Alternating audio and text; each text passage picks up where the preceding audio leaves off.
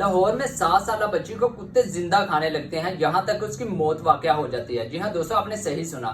ایک 7 سالہ بچی جو کہ 12 بجے اسکول سے پڑھنے کے بعد گھر واپس آتی ہے اور اپنی ماما سے بولتی ہے کہ میں نے باہر کھیلنے جانا ہے۔ اس کی ماما اجازت دے دیتی ہے، ٹھیک ہے بیٹا آپ باہر کھیل آؤ۔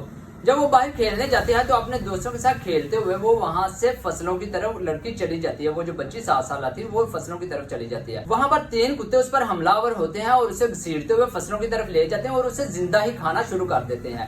وہ اس کے گردن کا کچھ حصہ بیک سائڈ سے کھانا شروع کر دیتے ہیں اور اس طرح سے کھاتے کھاتے اس کی موت واقع ہو جاتی ہے۔ اتنے میں جو اس کے گھر والے تھے وہ ڈھونڈتے ہوئے وہاں پر پہنچتے ہیں تو اس کی ڈیڈ باڈی اسے وہاں سے ملتی ہے اور وہ یہ بھی دیکھتے ہیں کہ کتے اسے ابھی کھا رہے تھے۔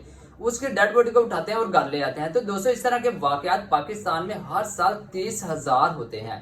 ان 30,000 واقعات میں جو 60% ہوتے ہیں وہ بچوں کے ساتھ اس طرح کے واقعہ ہوتے ہیں، یعنی کہ کتوں نے حملہ کیا ہوا ہوتا ہے، اور 40% اس میں بڑے لوگ بھی شامل ہیں۔ تو دوستو یہ چھوٹا واقعہ نہیں ہے۔ ایک لڑکی جو ایک بچی ہے، 7 سالہ بچی ہے، وہ تڑپتے ہوئے اپنی جان دے دیتی ہے اور کتے اسے نوچتے رہتے ہیں۔ تو دوستو اس سب معاملات سے بچنے کے لیے ہمیں کیا حکمت عملی اپنانی چاہیے، کمنٹ سیکشن میں ضرور بتائیں۔ اپنا خیال رکھیے، اللہ حافظ۔